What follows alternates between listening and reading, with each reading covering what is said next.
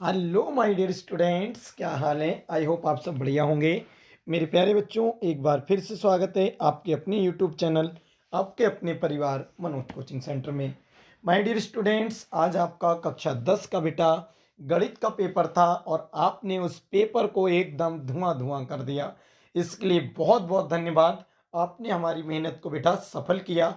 आप सभी लोग बेटा 70 में से 70 का हल करके आए, इसके लिए बहुत ही दिल से धन्यवाद। बेटा, जितना मैंने आपको पढ़ाया था, जितनी मेहनत मैंने की थी, आपने उस मेहनत को साकार किया, सफल किया, इसके लिए बहुत बहुत धन्यवाद बेटा। इसी प्रकार आप, मैं जो वीडियो भेजता हूँ बेटा उसे और जो बताता हूँ उसे अच्छे से करते रहिए, जिससे सभी प्रश्न, सभी पेपर आपके बहुत ही अच्छे बेटा होने वाले हैं। तो चलिए मेरे प्यारे बच्चों, आज की वीडियो में हम देखेंगे कक्षा 10 के बेटा विज्ञान विषय के, क्योंकि आप सब जानते हैं परसों अर्थात 29 तारीख को आपका बेटा विज्ञान का पेपर है। और मैं गारंटी से कह सकता हूं बेटा, मैंने विज्ञान की मैराथन भी आपको प्रोवाइड करा दी है, OMR सीट वाली वीडियो भी आपको भेज दी है। तो बेटा ये सभी आप अच्छे से देख लेंगे तो मैं गारंटी के साथ कह सकता हूं आप इसमें भी बेटा 70 में से 70 करके आने वाले हैं। तो चलिए मेरे प्यारे बच्चों, शुरू करते हैं बिना देरी किए आज की क्लास।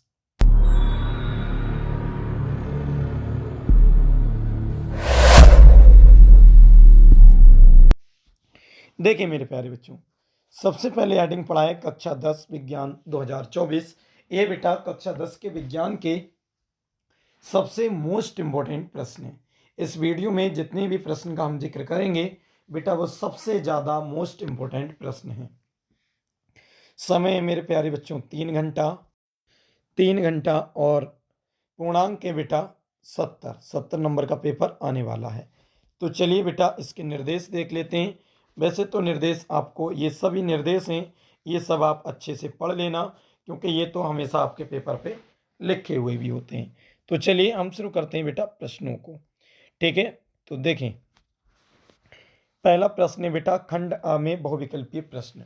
पहले मैं एक बात आपको बता दूं बेटा, इस वीडियो में हम केवल आपको प्रश्न प्रोवाइड कराएंगे, आंसर आपको स्वयं लिखना है। ठीक है, और हाँ, बहुविकल्पीय के उत्तर भी हैं इसमें, लेकिन सिर्फ बहुविकल्पीय के, बाकी सभी के आंसर आपको स्वयं लिखना पड़ेंगे। ठीक है, और उसके आंसर किसी भी क्वेश्चन बैंक और किताब में मिल जाएंगे। सबसे पहले बेटा बहुविकल्पीय भौतिक विज्ञान के देख लेते हैं। प्रश्न है, किसी दर्पण से आप चाहें कितनी ही दूरी पर खड़े हों, आपका प्रतिबिंब सदैव सीधा प्रतीत होता है। संभवतः ऐसा दर्पण कौन सा है? क्या वह समतल दर्पण है, क्या केवल अवतल है, केवल उत्तल है, या तो समतल या तो उत्तल है? तो जो भी सही हो बेटा उस पर टिक लगाएंगे। दूसरा प्रश्न है, किसी वस्तु का आभासी सीधा और बड़ा प्रतिबिंब प्राप्त करने के लिए वस्तु को उत्तल लेंस के सामने रखते हैं।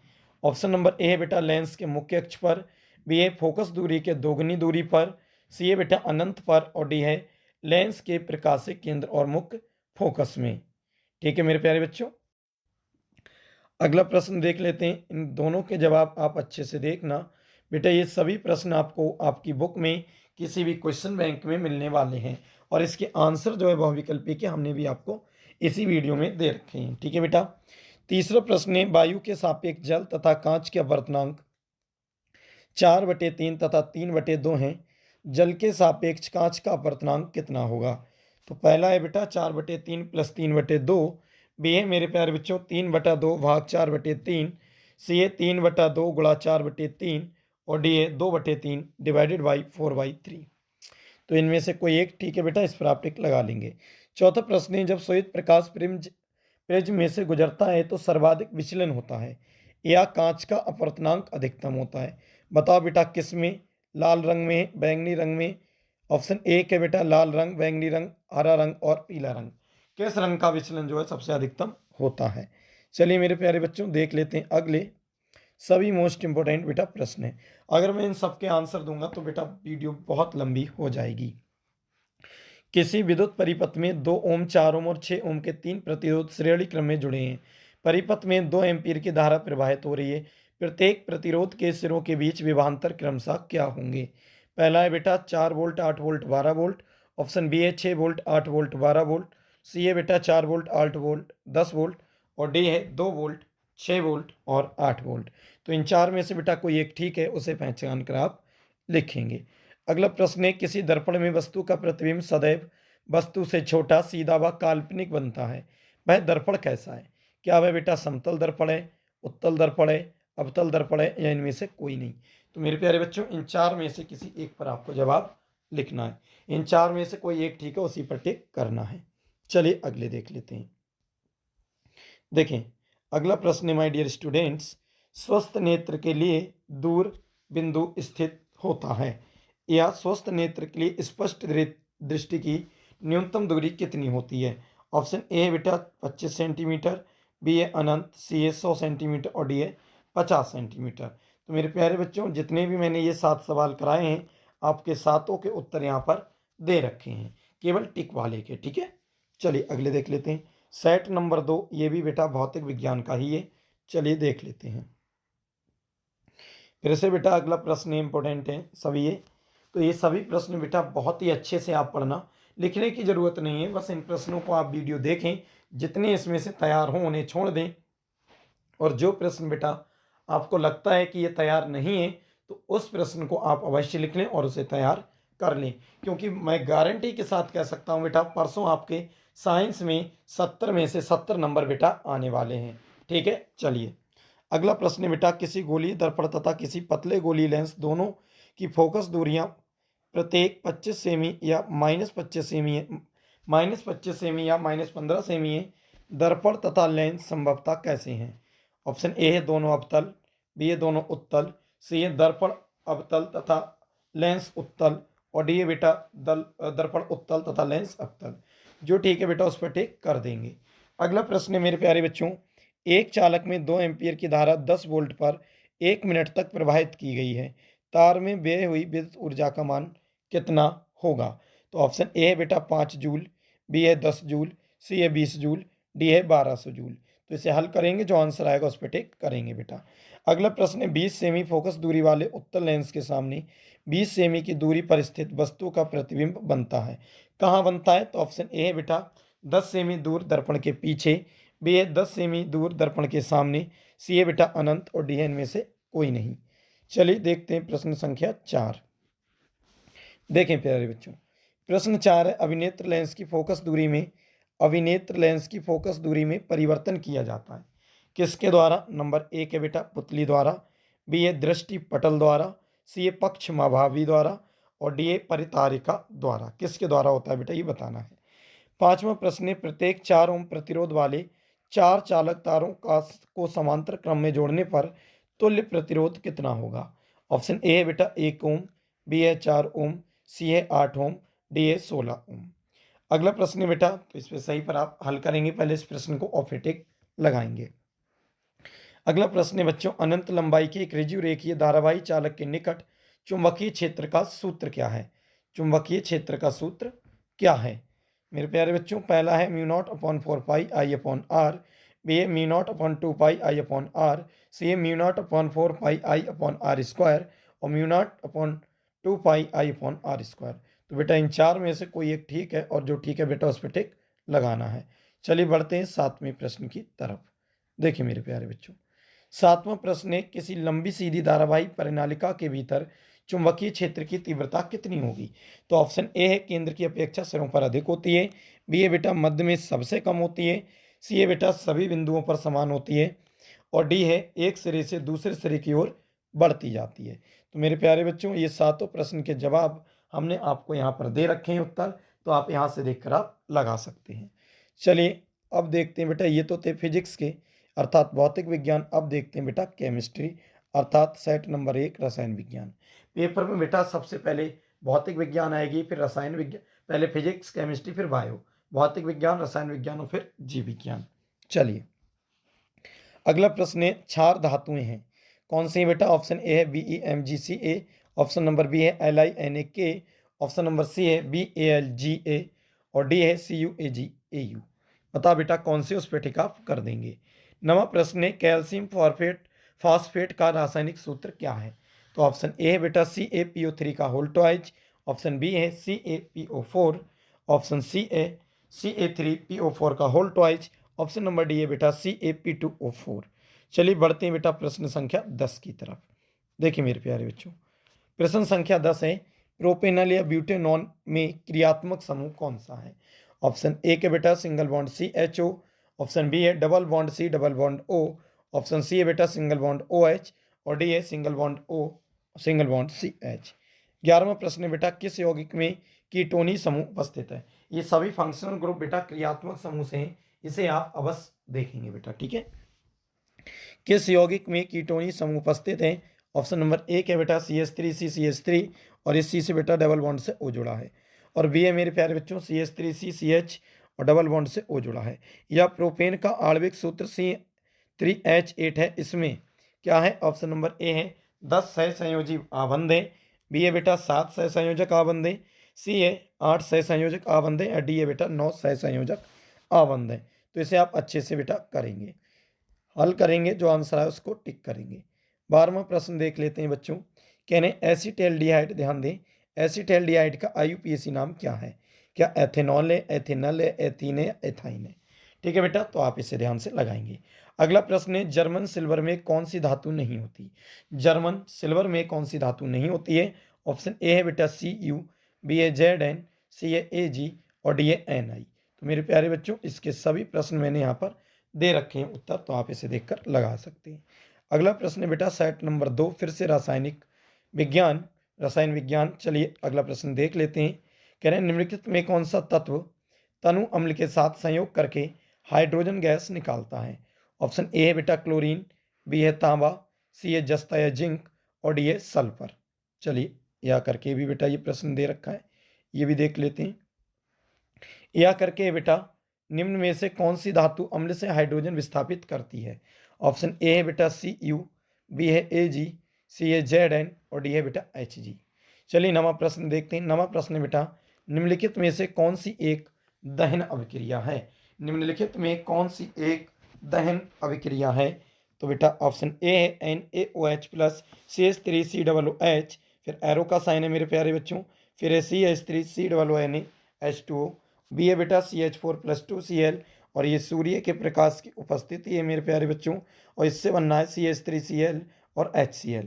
और सी वाला है बेटा CH4 प्लस O2, इससे बनना है CO2 प्लस H2 प्लस ऊष्मा एवं प्रकाश। तो इसमें जो भी ठीक हो उस पर आप टिक करेंगे। 10वां वाला है बेटा, निम्नलिखित में एल्काइन है। निम्नलिखित में एल्काइन है, कौन सा है बेटा? ऑप्शन ए है C3H8, ऑप्शन बी है C4H10, ऑप्शन सी है C3H6 और डी है C3H4। ठीक है बेटा, जो ठीक है उस पर आप टिक कर देंगे। 11वां प्रश्न है प्रोपेनॉल है, ऑप्शन ए है C3H7OH, ऑप्शन नंबर बी है C3H4OH, ऑप्शन नंबर सी है C2H5OH, ऑप्शन नंबर डी है C3H6OH। तो बेटा जो भी ठीक है इसमें प्रोपेनॉल का, उसका सूत्र आप लगाएंगे। चलिए बेटा बढ़ते हैं प्रश्न संख्या 12 की तरफ। मेरे प्यारे बच्चों एक चीज़ ध्यान रखना, इस बात का वादा करता हूँ बेटा, साइंस में आप पूरे 30 में से 30 का, 70 में से 70 का बेटा कर आएंगे।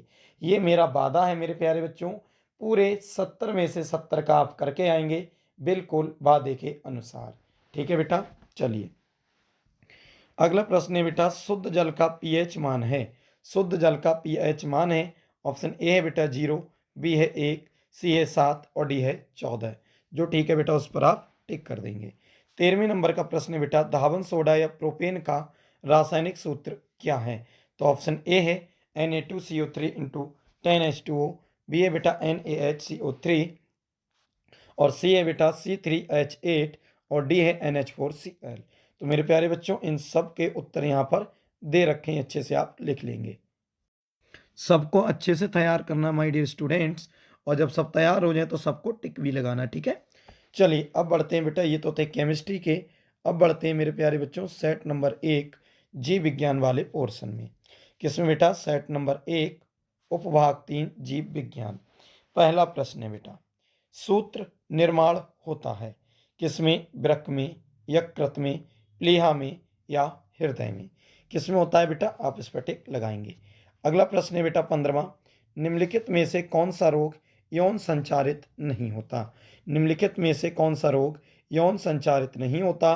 तो ऑप्शन ए है बेटा सिफिलिस या आतशक जिसे कहते हैं, बी है हेपेटाइटिस और सी है बेटा HIV जिसे एड्स कहते हैं और डी है गोनोरिया जिसे हम सूजाक कहते हैं। इनमें से जो ठीक है बेटा उस पर आप टिक कर देंगे।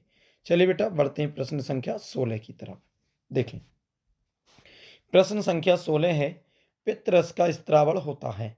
ऑप्शन ए है पित्ताशय में, पित्ताशय से, बी है बेटा यकृत से, सी है अग्न्याशय से, डी है बेटा आमाशय से। तो जो भी राइट जवाब है उस पर आप टिक कर देंगे। अगला प्रश्न है बेटा केवल प्रोटीन के बने होते हैं कौन? तो ऑप्शन ए के बेटा क्लोरोप्लास्ट, बी है लाइसोसोम्स, सी है बेटा प्रियांस और डी है जीन। चलिए बेटा अगला प्रश्न देख लेते हैं 18वां।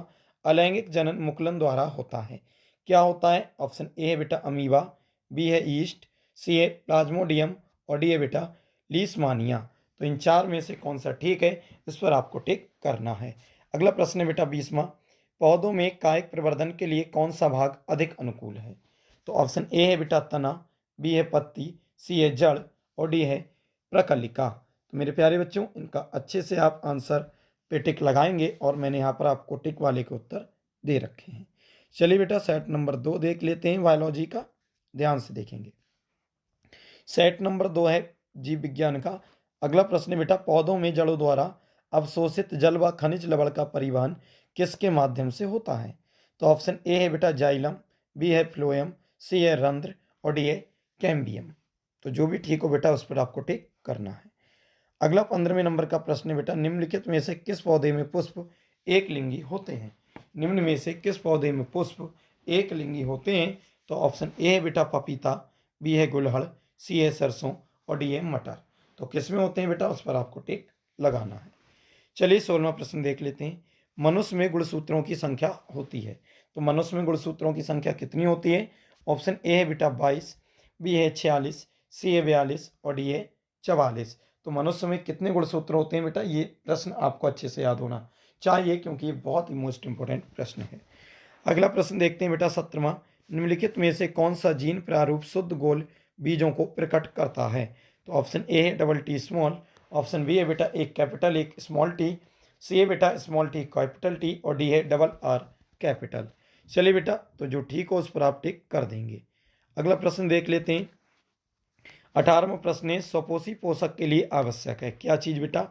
ऑप्शन ए है कार्बन डाइऑक्साइड एवं जल, बी है बेटा क्लोरोफिल और सी है सूर्य का प्रकाश और डी है मेरे प्यारे बच्चों उपयुक्त सभी। 19वां प्रश्न है खाद्य श्रृंखला में शाकाहारी जंतु होते हैं, खाद्य श्रृंखला में शाकाहारी जंतु होते हैं कौन से? तो ऑप्शन ए है उत्पादक, बी है बेटा प्राथमिक उपभोक्ता, सी है द्वितीयक उपभोक्ता और डी है मेरे प्यारे बच्चों तृतीयक उपभोक्ता।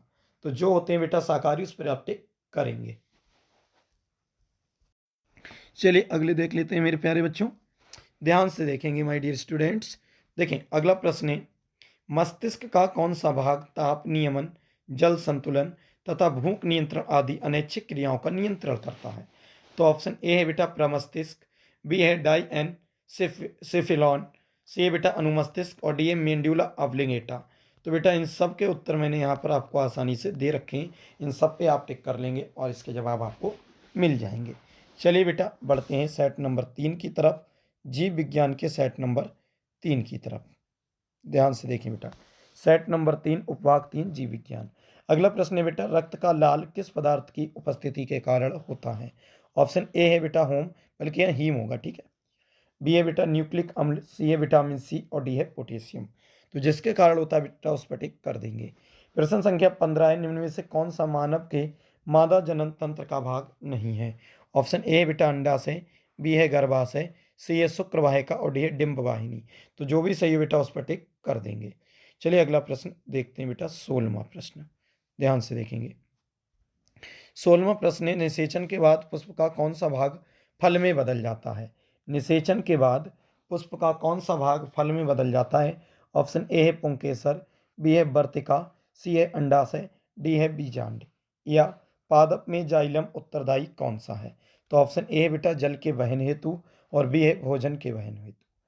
17वां प्रश्न बेटा इन सब प्रश्नों को आप अच्छे से किसी भी गैस पेपर में इसका उत्तर मिल जाएंगे, लेकिन टिक वाले तो बेटा इस वीडियो में ही हैं, तो आप वहां से भी देखकर लगा सकते हैं।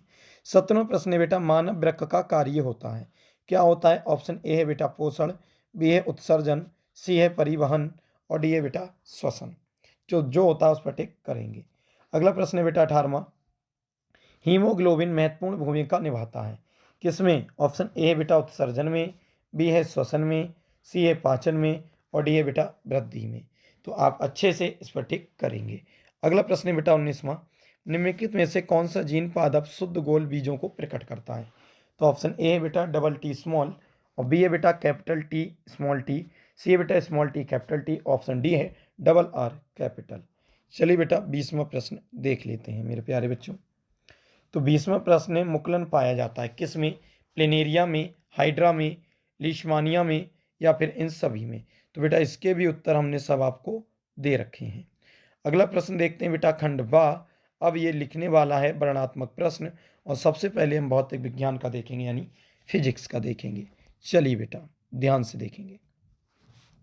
पहला प्रश्न, पहले का ए, वायु में गमन करती प्रकाश की किरण जल में तिरछी प्रवेश करती है, क्या प्रकाश किरण अविलंब की ओर झुकेगी अथवा अविलंब से दूर हटेगी? बताओ क्यों? ये 2 नंबर का प्रश्न आएगा। बी ए बेटा प्रकाश वायु से 1.50 अपवर्तनांक की कांच की प्लेट में प्रवेश करता है। कांच में प्रकाश की चाल कितनी है? निर्वात में प्रकाश की चाल 3 × 10⁸ मीटर प्रति सेकंड है। तो जब आप इसका जवाब हल करेंगे तो ये आंसर आने वाला है बेटा। अगला प्रश्न है 16 सेमी फोकस दूरी के अवतल दर्पण के सामने एक वस्तु 8 सेमी दूरी पर रखी है। उपयुक्त किरण आरेख बनाइए और प्रतिबिंब की स्थिति भी ज्ञात कीजिए। यह चीज बेटा ध्यान आपको देना है। तीसरा है, दो विद्युत प्रतिरोधों को श्रेणी क्रम में जोड़कर उनका तुल्य प्रतिरोध 25 ओम आता है। इनको समांतर क्रम में जोड़ने पर तुल्य प्रतिरोध 4 ओम आता है। प्रत्येक तार का प्रतिरोध ज्ञात कीजिए। बेटा ये 4 नंबर का प्रश्न आने वाला है। ठीक है, चलिए अगला प्रश्न देखते हैं बेटा चौथा। क्या कह रहे हैं? कह रहे हैं 2 मीटर लंबे चालक में 10 एम्पीयर की धारा प्रवाहित है। यह 2 वेबर मीटर इनवर्स के चुंबकीय क्षेत्र में रखा है। चालक के लगने वाले चुंबकीय बल का मान ज्ञात कीजिए यदि धारावाही चालक चुंबकीय क्षेत्र के कैसे? बेटा ऑप्शन ए है समांतर है, बी है लंबवत है और सी है 45 डिग्री का कोण बनाते हुए रखा जाए, अथवा ए है बेटा चुंबकीय बल रेखाएं से क्या तात्पर्य? ये तो हो गया बेटा। अगले चुंबकीय बल रेखाओं से क्या तात्पर्य? चुंबकीय बल रेखाओं के गुण लिखिए। अगला प्रश्न है बेटा, चुंबकीय धारावाही चालक द्वारा उत्पन्न चुंबकीय क्षेत्र की दिशा किस नियम द्वारा ज्ञात की जाती है? उस नियम को स्पष्ट कीजिए। ठीक है बेटा, तो ये भी है 3 नंबर का प्रश्न। चलिए अगले देखते हैं बेटा सेट नंबर 2, ध्यान से देखेंगे। सेट नंबर 2 है बेटा भौतिक विज्ञान। क्या कह रहे हैं? एक है इसमें, एक उत्तल लेंस के सामने एक वस्तु, एक उत्तल लेंस के सामने एक वस्तु, फर्स्ट पॉइंट है बेटा प्रकाशिक केंद्र तथा फोकस के मध्य है और दूसरा है बेटा 2F पर और तीसरा है अनंत पर रखी है। तो स्थितियों में किरण आरेख खींचकर प्रतिबिंब का वर्णना दर्शाइए। तो ये बेटा आपको दर्शाना है। और अगले है बेटा दूसरा प्रश्न देख लेते हैं मेरे प्यारे बच्चों, ध्यान से देखेंगे। दूसरा प्रश्न है, ये सभी प्रश्नों के जवाब बेटा मैं बार बार कह रहा हूँ किसी गैस पेपर में अवश्य मिलेंगे। इन सब को आपको अच्छे से तैयार करना है बेटा। एक ही बार इस जीवन में हाई स्कूल होता है। मेहनत से पढ़ें, सभी प्रश्नों के जवाब लिखें जिससे अच्छे नंबर आपके आ सकें। ठीक है बेटा, चलिए अगला देखते हैं दूसरा प्रश्न। कह रहे हैं किसी निकट दृष्टिदोष से पीड़ित व्यक्ति का दूर बिंदु नेत्र के सामने 80 सेमी दूरी पर स्थित है। इस दोष को संशोधित करने के लिए आवश्यक लेंस की प्रकृति तथा क्षमता क्या होगी? तो ये आपको लाना है। अगला है बेटा तीसरा, संलग्न विद्युत परिपथ में ज्ञात कीजिए। ऑप्शन ए है ए तथा बी बिंदुओं के मध्य तुल्य प्रतिरोध और बी है बेटा बैटरी से प्रवाहित धारा का मान तथा सी है बेटा ए व बी के बीच विभवांतर। और ये एक अच्छा सा न्यूमेरिकल आपके सामने प्रस्तुत है बेटा, इसे आप अच्छे से करेंगे। चलिए अगला देख लेते हैं बेटा चौथा प्रश्न, ध्यान से देखिए। चौथा प्रश्न है, चुंबकीय क्षेत्र में किसी धारावाही चालक पर बल किन कारकों पर निर्भर करता है? चालक पर कार्य करने वाले बल की दिशा का नियम स्पष्ट कीजिए। और ये बेटा अथवा करके है, जरा ध्यान दें। कह रहे हैं चुंबकीय क्षेत्र रेखाओं के किन्हीं 2 गुणों का उल्लेख कीजिए। किसी सीधे धारावाही तार के कारण उत्पन्न चुंबकीय क्षेत्र की दिशा ज्ञात करने के लिए मैक्सवेल के कॉर्क स्क्रू नियम को परिभाषित कीजिए। किसी ऊर्ध्वाधर धारावाही चालक के कारण उत्पन्न चुंबकीय क्षेत्र रेखाओं को दर्शाइए। किसी प्रदत्त क्षेत्र में एक समान चुंबकीय क्षेत्र को प्रदर्शित कीजिए। ये बेटा 6 नंबर का लॉन्ग है। ठीक है, चलिए सेट नंबर 3 देख लेते हैं भौतिक विज्ञान का बेटा। सेट नंबर 3 है मेरे प्यारे बच्चों भौतिक विज्ञान का। प्रश्न है पहला, वायु के सापेक्ष जल तथा कांच के अपवर्तनांक क्रमशः 4/3 तथा 3/2 हैं। जल के सापेक्ष कांच का अपवर्तनांक तथा कांच के सापेक्ष जल का अपवर्तनांक ज्ञात कीजिए। ये मेरे प्यारे बच्चों 4 नंबर का प्रश्न है। अगला प्रश्न है दूसरा, दूरदृष्टि दोष क्या है, इसे किस प्रकार संशोधित किया जा सकता है, आवश्यक किरण आरेख भी बनाइए। तीसरा प्रश्न है बेटा, 60 वाट 200 वोल्ट तथा 100 वाट 220 वोल्ट के दो विद्युत बल्ब श्रेणी क्रम में 220 वोल्ट के विद्युत मेंस से संयोजित किए गए हैं। दोनों विद्युत बल्बों में प्रवाहित होने वाली विद्युत धाराओं की गणना कीजिए। तो ये मेरे प्यारे बच्चों एक अच्छा सा प्रश्न है जिसका जवाब आपको देना है। चलिए अगला प्रश्न देखते हैं। चौथा कह रहे हैं ओम का नियम क्या है, इसके सत्यापन के लिए आवश्यक परिपथ आरेख बनाते हुए धारा व विभव के बीच आरेख दिखाइए। ये बेटा अथवा लगा हुआ प्रश्न है। चलिए अगले है इसमें अथवा में, ये अच्छा प्रश्न है बेटा। कह रहे हैं समांतर क्रम में जुड़े तीन प्रतिरोधों के तुल्य प्रतिरोध के लिए सूत्र स्थापित कीजिए और संयोजन के निष्कर्ष लिखिए। बेटा श्रेणी क्रम और समांतर क्रम में दो दो मतलब एक एक फार्मूला से दो कर आता है, उसे भी आपको अच्छे से लिखना है मेरे प्यारे बच्चों, सिद्ध करके लाना है। ठीक है, चलिए अब देख लेते हैं हम उपभाग नंबर 2 यानी रसायन विज्ञान के प्रश्न। क्या कह रहे हैं 5वें के में निम्नलिखित रासायनिक समीकरणों को पूर्ण कीजिए। तो मेरे प्यारे बच्चों ये रासायनिक समीकरण है और इन्हें आपको करना है पूर्ण। पूर्ण का मतलब इन दोनों से मिलकर क्या बनेगा, वो यहाँ पर क्या आएगा बेटा वो आपको लिखना है। इसी प्रकार यहाँ क्या आएगा, इसी प्रकार बेटा यहाँ क्या आएगा, इसी प्रकार यहाँ क्या आएगा। तो इन सब को आपको कंप्लीट करना है। चलिए बेटा अगले देख लेते हैं अगला प्रश्न।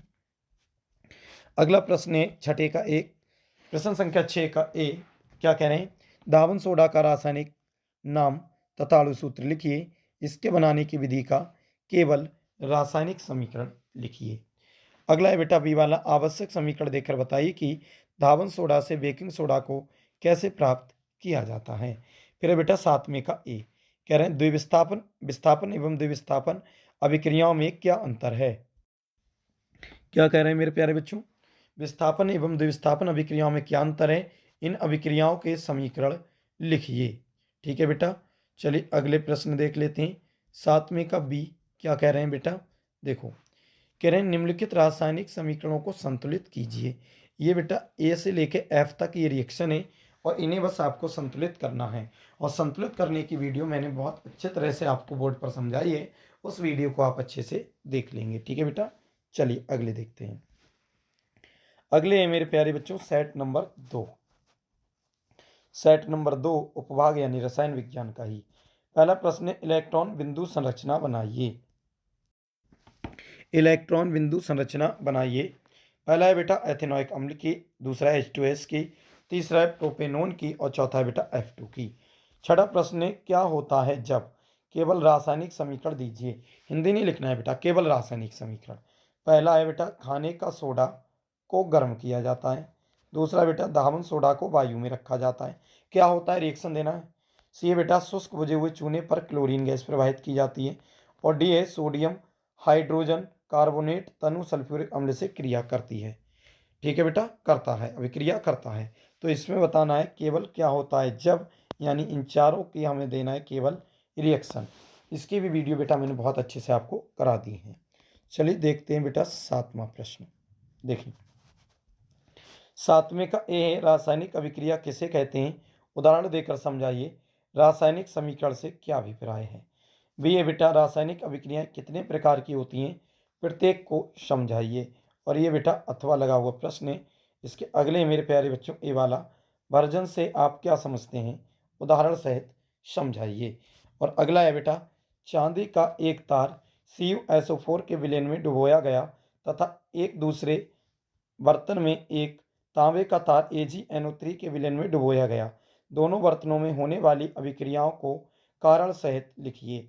तो मेरे प्यारे बच्चों इन सब को आपको अच्छे से लिखना है। चलिए बढ़ते हैं सेट नंबर 3 रसायन विज्ञान में। ठीक है बेटा, तो सेट नंबर 3 है रसायन विज्ञान। 5वें का ए। कह रहे हैं निम्नलिखित समीकरणों को संतुलित कीजिए। निम्नलिखित समीकरणों को संतुलित कीजिए।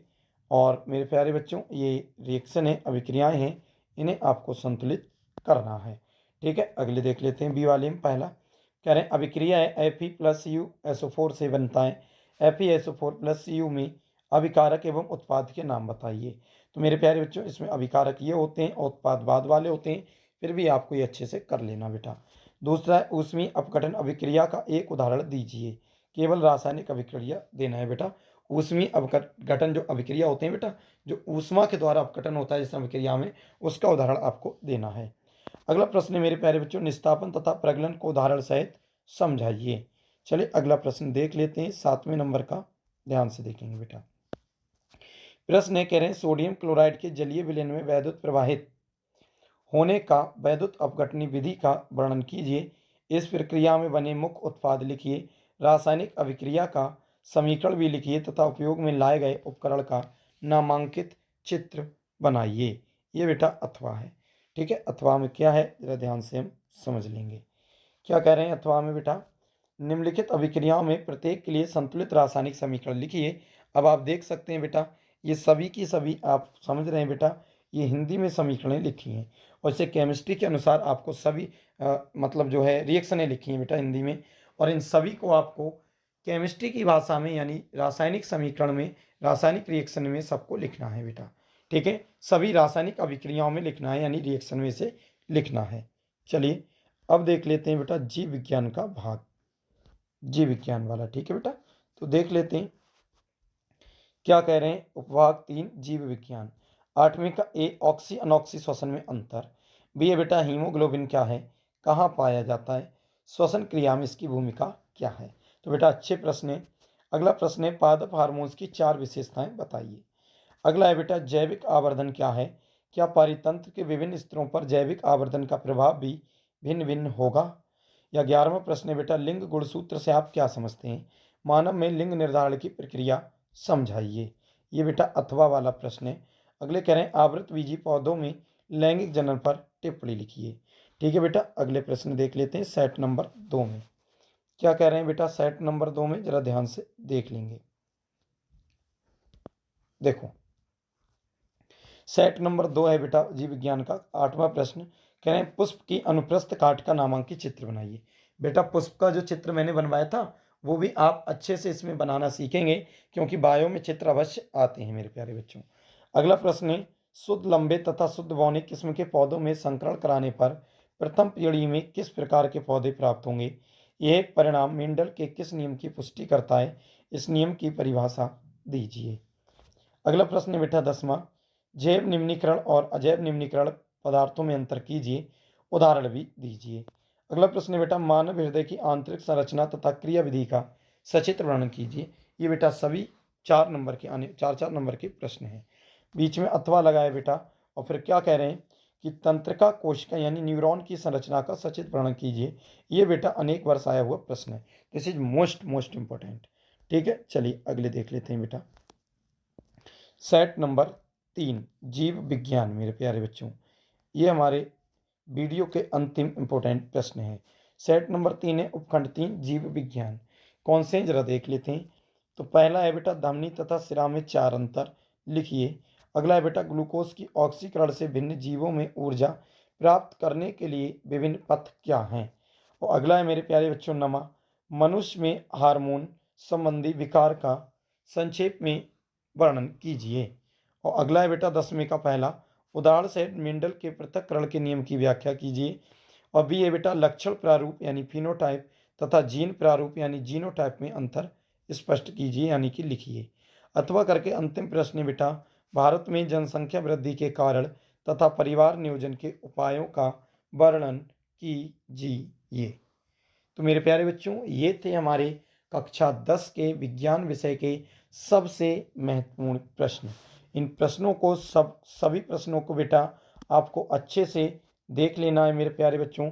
कोई भी प्रश्न बचना नहीं चाहिए, सभी को बहुत अच्छे से आप देख लेना। इन सभी प्रश्नों के जवाब आपको फेयर कॉपी, क्वेश्चन बैंक किसी प्रकार के या किसी भी प्रकार की किताब सभी में आपको आसानी से देखने को मिल जाएंगे। तो मेरे प्यारे बच्चों, इस वीडियो के सभी प्रश्नों को अच्छे से तैयार कर लें और इसी के साथ मिलते हैं बेटा किसी नेक्स्ट वीडियो में। तब तक के लिए वीडियो को देखते रहिए, मस्त रहिए, स्वस्थ रहिए, पढ़ते रहिए। Thanks for watching. जय हिंद, जय भारत।